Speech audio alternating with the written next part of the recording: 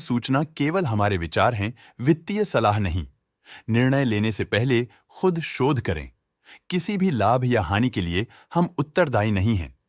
आज हम देख रहे हैं बीके स्टील इंडस्ट्रीज लिमिटेड के 2024-25 Q3 की consolidated financial performance. Starting with the sales, पिछले क्वार्टर से सेल्स में 18.5% का इंक्रीज हुआ है, मगर कंपनी ने पिछले साल के मुकाबले 18% का सेल्स इंक्रीज रिपोर्ट किया। Expenses 17% quarter on quarter increase हो गए हैं, जो साल भर के 21% के राइज के साथ अलाइन करता है। क्वार्टरली एक्सपेंसेस के कंपैरिजन में सेल्स इंक्रीज होना दिखाता है कंपनी ने अच्छा परफॉर्म किया। हालांकि सालाना कंपनी को चैलेंजेस का सामना किया। ऑपरेटिंग प्रॉफिट, जो पिछले साल के कंपैरिजन में -2% डाउन हुआ है, quarter on quarter around 27% increase हुआ है। Operating profit margin (OPM) annual basis पे -2.5% से डिक्रीज हुआ है और पिछले क्वार्टर के कंपैरिजन में 1% से इंक्रीज हुआ है। एक्सेप्शनल आइटम्स को ऐड करके अदर इनकम पिछले क्वार्टर के कंपैरिजन में -53.5% गिर गई, बावजूद इसकी ईयरली ग्रोथ 11.5% हुई है।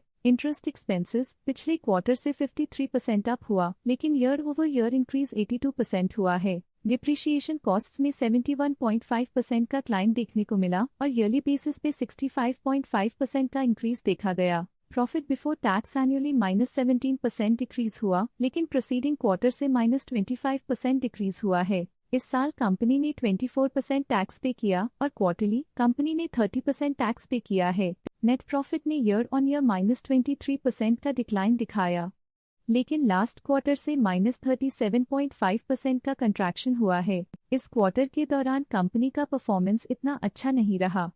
नेगेटिव नेट प्रॉफिट लॉसेस को इंडिकेट करता है। वहीं अगर एनुअल एनालिसिस की बात करें तो साल के दौरान कंपनी का परफॉर्मेंस अच्छा नहीं रहा। नेगेटिव नेट प्रॉफिट का मतलब है कि कंपनी प्रॉफिट के कंपैरिजन में नुकसान उठा रही है। अर्निंग्स पर शेयर (ईपीएस) में ईयरली -23% का डिक्रीज देखा गया, लेकिन क्वार्टरली में 37.5% की गिरावट भी नजर आई। इस क्वार्टर में कंपनी का ईपीएस इतना अच्छा नहीं रहा। नेगेटिव प्रॉफिट कमजोर एफिशिएंसी को दिखाता है। बीके स्टील इंडस्ट्रीज लिमिटेड के फाइनेंशियल स्नैपशॉट को रिव्यू करते हुए कुछ मुख्य ट्रेंड्स सामने आए हैं जो कंपनी की परफॉर्मेंस पर रोशनी डालते हैं। दिसंबर 2021 से दिसंबर 2024 तक बीके स्टील इंडस्ट्रीज लिमिटेड की फाइनेंशियल जर्नी में सबसे पहले बात करते हैं सेल्स की। इस साल सेल्स में -3% की गिरावट आई है और पिछले 4 सालों में भी -19% की गिरावट देखी गई है, जो एक लंबे समय तक गिरावट को दर्शाता है। अब बात करते हैं एक्सपेंसेस की। इस साल एक्सपेंसेस -2% घाट गए हैं और पिछले 4 सालों में -13% की कमी आई है। इस साल हालांकि एक्सपेंसेस सेल्स से थोड़ा ज्यादा बढ़े हैं, मगर ग्रोथ रेट्स का करीब होना स्टेडी ऑपरेशनल कॉस्ट को दर्शाता है। चैलेंजेस से गुजरते हुए ऑपरेटिंग प्रॉफिट ने इस साल -12% की डाउनटर्न देखी, जो एक ट्रेंड को कंटिन्यू करता है पिछले 4 सालों में -44.5% की डिक्लाइन के साथ।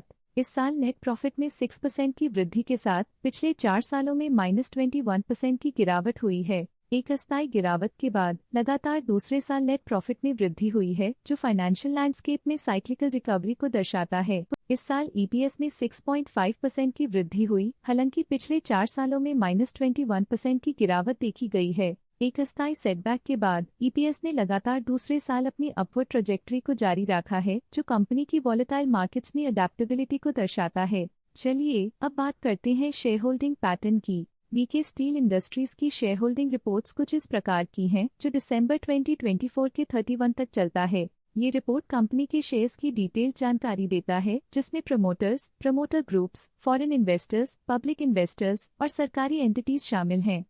ये था कंपनी का करंट शेयर होल्डिंग पैटर्न। आज के लिए फाइनेंशियल सेक्टर में इतना ही। देखने के लिए धन्यवाद। स्टॉक लेटेस्ट न्यूज अपडेट के लिए चैनल को सब्सक्राइब करें और वीडियो को लाइक एंड शेयर करें।